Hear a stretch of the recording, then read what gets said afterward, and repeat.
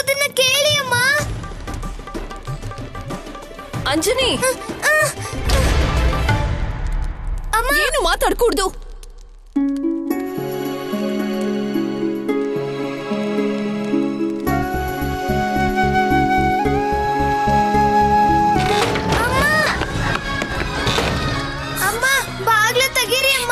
ಎಲ್ಲಿವರೆಗೆ ನಿಮ್ಮ ತಪ್ಪಿನ ಅರಿವು ನಿಮ್ಗಾಗೋದಿಲ್ವೋ ಅಲ್ಲಿವರೆಗೂ ಈ ಬಾಗ್ಲು ಮುಚ್ಚೇ ಇರುತ್ತೆ.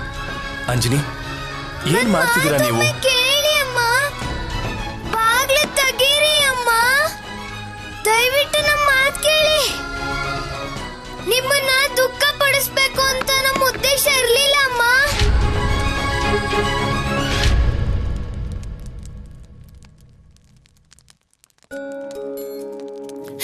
ನಮ್ ಬಗ್ಗೆ ನಿಮಗೆ ಸ್ವಲ್ಪನಾದ್ರೂ ಚಿಂತೆ ಇದ್ದಿದ್ರೆ ನೀವ್ ಹೀಗ್ ಮಾಡ್ತಿರ್ಲಿಲ್ಲ. ಅಮ್ಮ, ನಿಮಗ್ ಗೊತ್ತಲ್ವಾ ನಾವ್ ನಿಮ್ಮನ್ನ ಎಷ್ಟು ಪ್ರೀತಿ ಮಾಡ್ತೀವಿ ಅಂತ. ಆದ್ರೆ ನಿಮಗ್ ಗೊತ್ತಿಲ್ಲ ನಾವು ದೂರ ಇದ್ದು ನಿಮ್ಮನ್ನ ಎಷ್ಟು ನೆನೆಸ್ಕೊಂಡ್ವಿ ಅಂತ. ನಾವ್ ನಿಮ್ ಮಡಿಲಲ್ಲಿ ನೆಮ್ಮದಿಯಾಗಿ ಮಲಗ್ಬೇಕು ಅಮ್ಮ. ನಿಮ್ಮ ಪ್ರೀತಿಯ ಜೋಗುಳ ಕೇಳ್ಬೇಕು.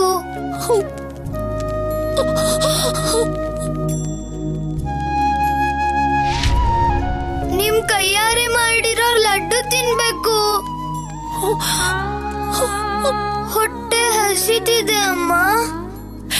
ಮಾರುತಿ, ನೀವು ನಿಮ್ ಮಾರುತಿಗೆ ನಿಮ್ ಕೈಯಾರೆ ಲಾಡು ತಿನ್ಸಲ್ವಮ್ಮ? ನಮಗ್ ಗೊತ್ತು ನೀವು ಸಹ ಏನು ತಿಂದಿರಲ್ಲ. ನಾವು ನಿಮಗ್ ತಿನ್ನಿಸ್ಬಹುದಾ?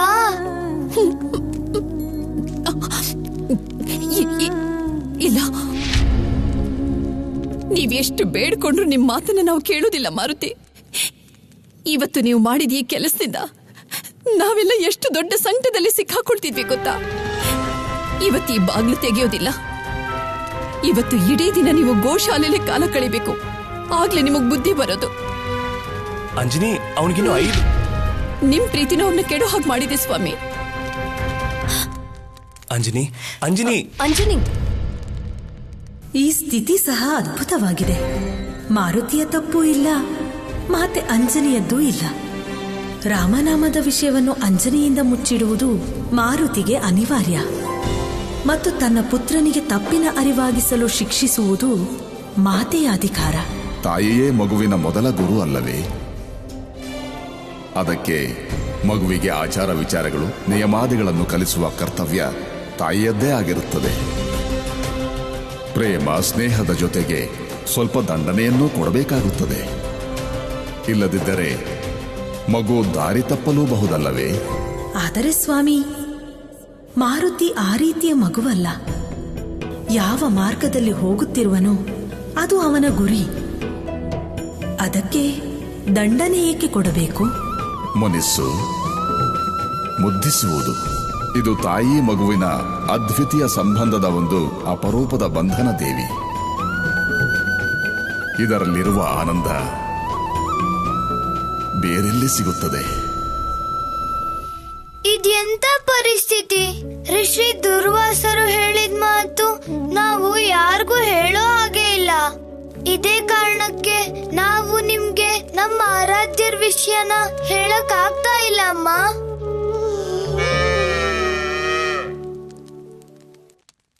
ಹೇ ಬೋಲು,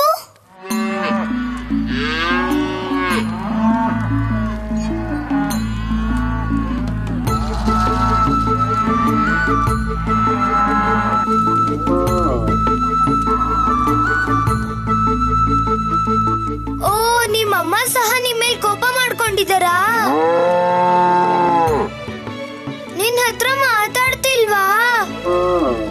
ಯಾಕೆ ಗೋಶಾಲೆಯಿಂದ ಹೊರಗೆ ಹೋಗಿದ್ದೆ? ನಾವು ನಿಮ್ಮಮ್ಮಂಗೆ ತಿಳಿಸಿ ಹೇಳ್ತೀವಿ, ಅವರು ಅರ್ಥ ಮಾಡ್ಕೊಳ್ತಾರೆ. ಇನ್ನೊಂದ್ಸರಿ ಈ ರೀತಿ ಎಲ್ಲ ಮಾಡಕ್ ಹೋಗ್ಬೇಡ, ಅಮ್ಮ ಅಲ್ವಾ ಅವರು. ಪ್ರಣಾಮಗಳು ಗೋಮಾತಾ. ನಿಮ್ಮ ಪುತ್ರ ಬೋಲು ತುಂಬಾ ಒಳ್ಳೆ ಕರು. ಪಾಪ ಮೊದಲನೇ ಸಲ ತಪ್ಪು ಮಾಡಿದ್ದಾನೆ, ಕ್ಷಮಿಸ್ಬಿಡಿ ಅವನ್ನ. ಅಮ್ಮ ಬೇಜಾರ್ ಮಾಡ್ಕೊಂಡ್ರೆ ಅದೇ ಮಗುವಿಗೆ ದೊಡ್ಡ ಶಿಕ್ಷೆ.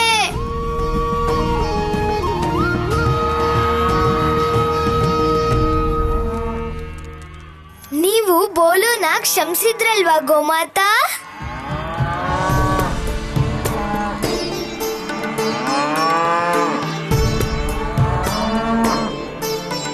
ಧನ್ಯವಾದಗಳು.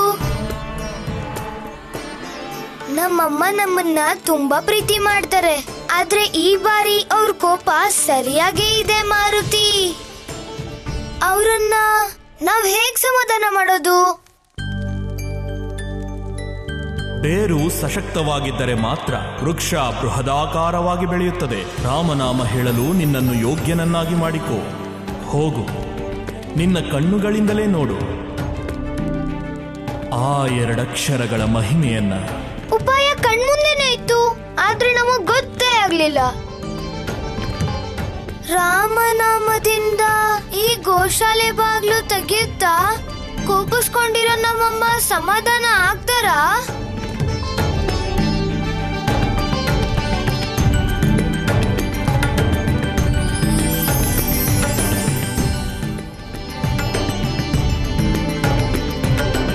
ರಾಮ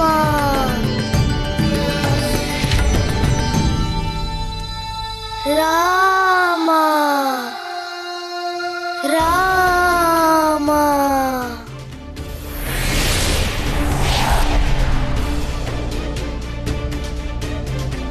ರಾಮ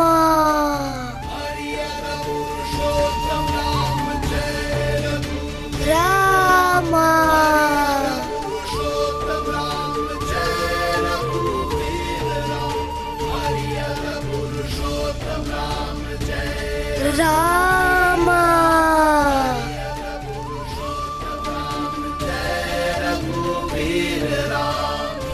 ರಾಮ.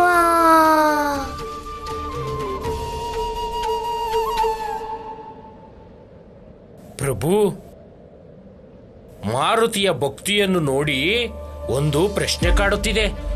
ರಾಮನಾಮದ ಪರಮ ತತ್ವದ ಮೊದಲ ಮಹಿಮೆ ಪ್ರದರ್ಶನ ಒಂದು ಗೋಶಾಲೆಯ ದ್ವಾರ ತೆರೆಯುವ ಚಿಕ್ಕ ಕಾರ್ಯದಿಂದ ಆಗುತ್ತದೆಯೇ? ಗೋಶಾಲೆಯ ಬಾಗಿಲು ತೆಗೆಯುವುದು ಈ ಲೀಲೆಯ ಉದ್ದೇಶ ಅಲ್ಲ. ತನ್ನ ತಾಯಿಯ ಪ್ರೇಮದ ಮೂಲಕ ಮಾರುತಿ ರಾಮನಾಮದ ನಿಜವಾದ ಮಹಿಮೆಯನ್ನು ಅರಿತಾಗ ಈ ಲೀಲೆ ಸಫಲವಾಗುವುದು. ಎರಡಕ್ಷರದ ಈ ಹೆಸರಿನ ಮಹಿಮೆಯನ್ನು ನೀವೆಲ್ಲ ಪ್ರತ್ಯಕ್ಷವಾಗಿ ನೋಡಿ.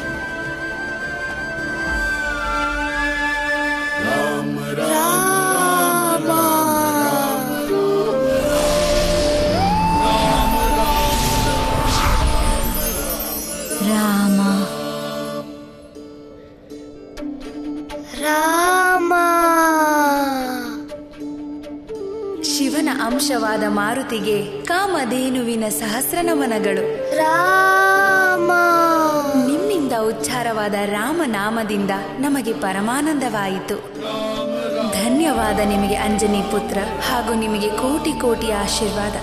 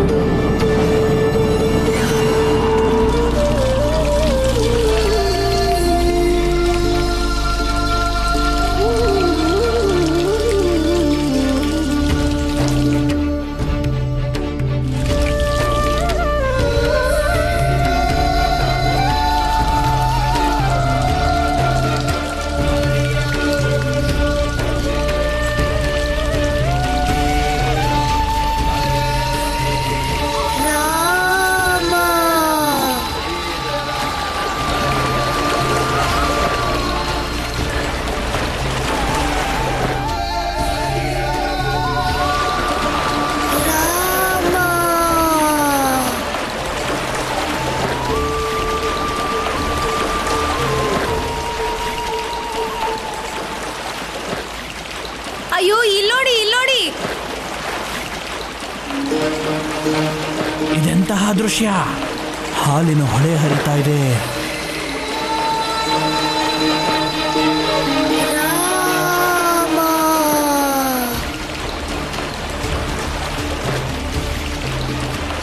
ಇದ್ಯಾವುದೋ ದಿವ್ಯಾತ್ಮದ ತಪಸ್ಸಿನ ಪರಿಣಾಮನೇ ಇರಬೇಕು. ರಾಮ ರಾಮ. ಈ ಧ್ವನಿ ಅರಮನೆಯಿಂದ ಬರ್ತಿದೆ.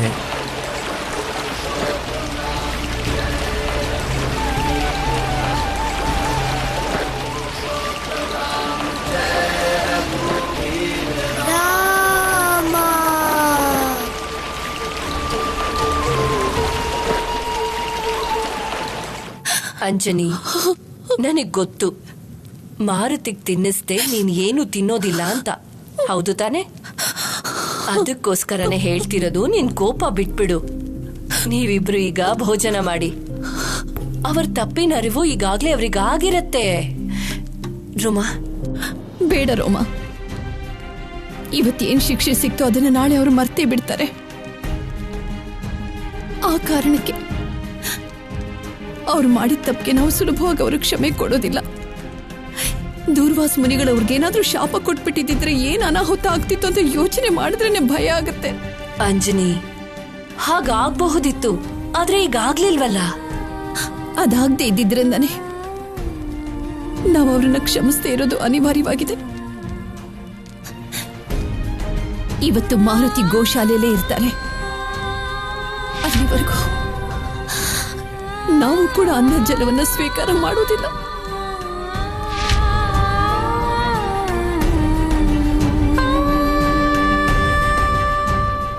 ಈ ಹಾಲು ಎಲ್ಲಿಂದ ಬರ್ತಿದೆ ಅಂತ ತಿಳ್ಕೊಂಡು ಅದನ್ನ ನಿಲ್ಲಿಸೋ ಪ್ರಯತ್ನ ಮಾಡೋಣ. ಇದು ಉತ್ತರ ದಿಕ್ಕಿನಿಂದ ಬರ್ತಾ ಇದೆ.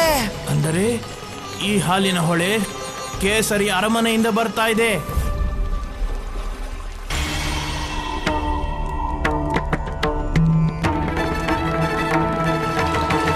ಇಲ್ಲಿ ಅಂಜನಿ, ರೋಮಾ, ಇಲ್ಲಿ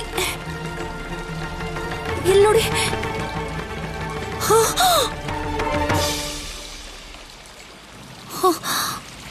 ಇದಕ್ಕಿಂತ ಮೊದಲು ಈ ರೀತಿ ದೃಶ್ಯ ನಾನು ಯಾವತ್ತೂ ನೋಡಿಲ್ಲ. ಮಾರುತಿಯ ನಿಸ್ವಾರ್ಥ ಭಕ್ತಿಯ ಪ್ರಭಾವದಿಂದ ಕಿಷ್ಕಿಂಧೆಯ ಜನರು ಭಯಭೀತಗೊಂಡಿದ್ದಾರೆ ಪ್ರಭು. ಋಷಿ ದೂರ್ವಾಸರು ಮಾರುತಿಗೆ ಈ ವಿಷಯದಲ್ಲಿ ಎಚ್ಚರಿಸಿದ್ದರು. ರಾಮನಾಮ ಪರಮ ಸಾತ್ವಿಕ ಮತ್ತು ಅತಿ ಶಕ್ತಿಶಾಲಿ ಮಂತ್ರ ದೇವಿ. ಯಾವಾಗ ಆ ಮಂತ್ರ ಮಾರುತಿಯ ಸಮಾನ ಒಬ್ಬ ದಿವ್ಯ ಭಕ್ತನ ಬಾಯಿಂದ ಬರುತ್ತದೆಯೋ ಆಗ ಅದರ ಪ್ರಭಾವ ಎರಡರಷ್ಟಾಗುತ್ತದೆ. ಈ ಸಮಯದಲ್ಲಿ ಭಕ್ತಿಯ ಗತಿ ಜಗತ್ತಿನ ಸರ್ವಾಧಿಕ ಶಕ್ತಿಶಾಲಿ ಶಕ್ತಿಯಾಗಿದೆ. ದೌರ್ಭಾಗ್ಯವೇನೆಂದರೆ ಕಿಷ್ಕಿಂಧ ವಾಸಿಗಳು ಇದರ ಪ್ರಕೋಪ ಅನುಭವಿಸಬೇಕಾಗಿದೆ.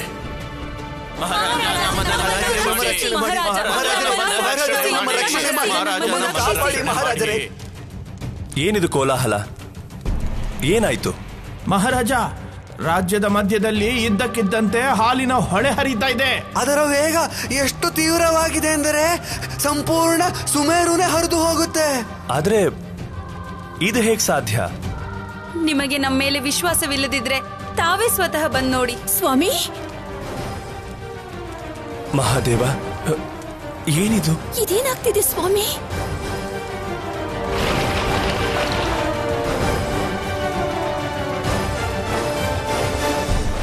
ಇದು ಹಾಲಿನ ನದಿ. ಆದ್ರೆ ಇದರ ಉತ್ಪತ್ತಿ ಎಲ್ಲಿಂದ ಆಗ್ತಿದೆ? ಮಹಾರಾಜ, ನನಗನ್ಸುತ್ತೆ ಅದು ನಿಮ್ಮ ಅರಮನೆಯ ದಕ್ಷಿಣ ದಿಕ್ಕಿನಿಂದ. ಅರಮನೆ ದಕ್ಷಿಣ ದಿಕ್ಕಿನಲ್ಲಿ ನಮ್ಮ ಗೋಶಾಲೆ. ಹೌದು, ಮಾರುತಿ ಗೋಶಾಲೆಯಲ್ಲಿದ್ದಾರೆ. ಮಾರುತಿ, ರಾಮ. ಪುತ್ರ ಮಾರುತಿ, ಮಾರುತಿ, ಮಾರುತಿ. ಈಶ್ವರ, ಈ ಬಾಗ್ಲು ತೆಗಿಯೋಕೆ ಆಗ್ತಿಲ್ವೇ? ಬಾಗ್ಲು ತೆಗಿತಾನೆ ಇಲ್ವೇ? ಮಾರುತಿ ಬೇರೆ ಒಳಗಡೆ ಇದ್ದಾರೆ. ಮಾರುತಿ, ರಾಮ.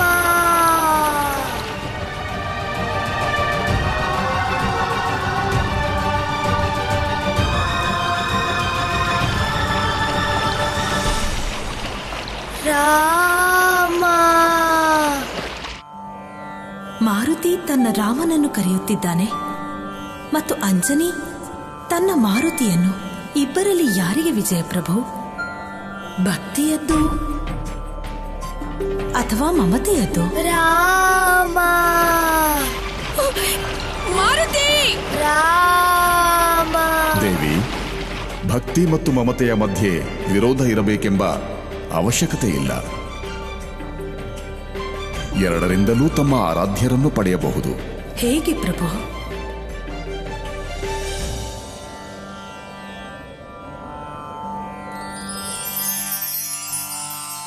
ರಾಮ ಮಾರುತಿ ಶಿರದ ಮೇಲ್ಗಡೆ ಕ್ಷೀರದ ಅಭಿಷೇಕವು ಪರಶಿವಗೆ ಕ್ಷೀರ ಸ್ನಾನ ಪರಮಾಧನ್ಯವು ಪರಮಾಧನ್ಯವು ಪರಮಾಧನ್ಯವು.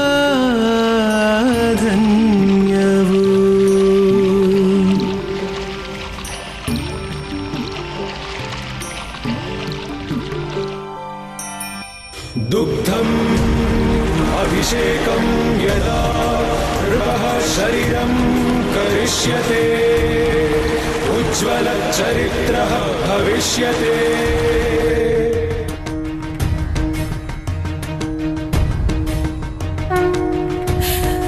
ಮಾರುತಿ, ಮಾತಾಡಿ ಮಾರುತಿ.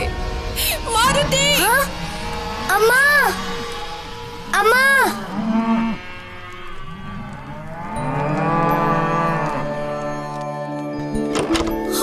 ಮಾರುತಿ, ಮಾರುತಿ, ನನ್ ಕತ್ತ.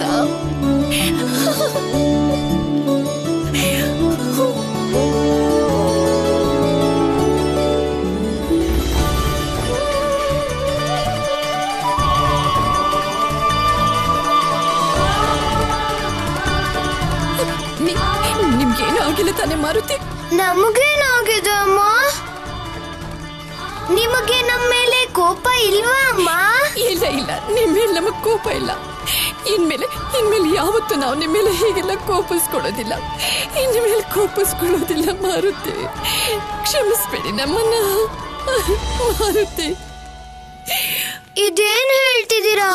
ಅಳ್ಬೇಡಿ ಅಮ್ಮ. ತಾಯಿ ತನ್ ಮಗುವಿಗೆ ಯಾವತ್ತೂ ಕ್ಷಮೆ ಕೇಳ್ಬಾರ್ದು. ಅದು ಚೆನ್ನಾಗಿರಲ್ಲ ಅಮ್ಮ. ತಪ್ಪು ನಮ್ಮಿಂದ ಆಗಿರೋದಮ್ಮ.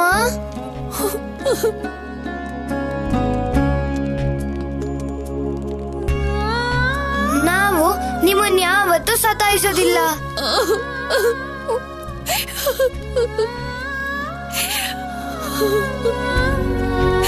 ಮಾರುತಿ, ಮಾರುತಿ,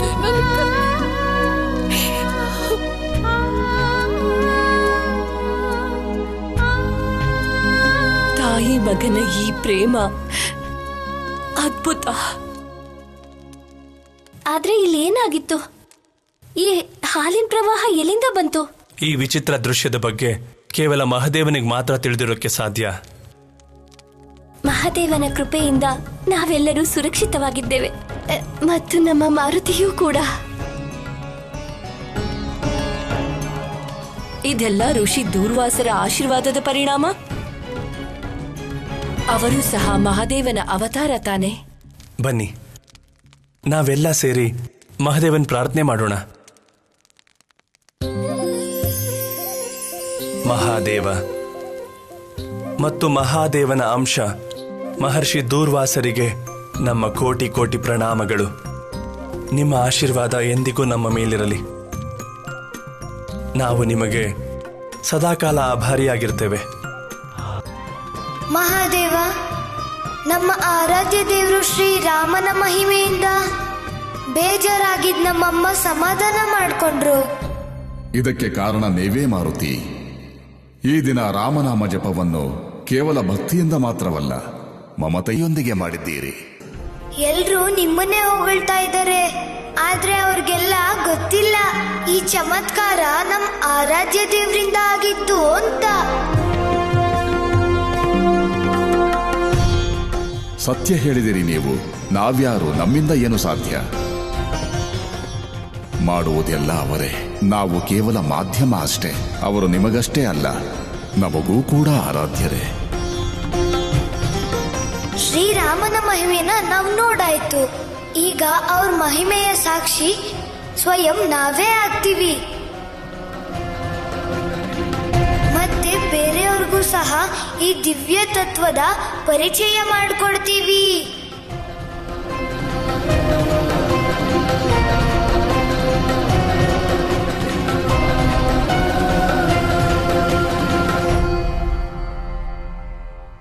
ಹರ ಹರ ಮಹಾದೇವ.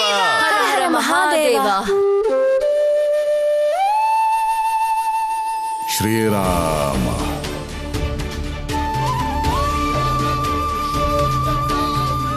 ಶ್ರೀರಾಮ.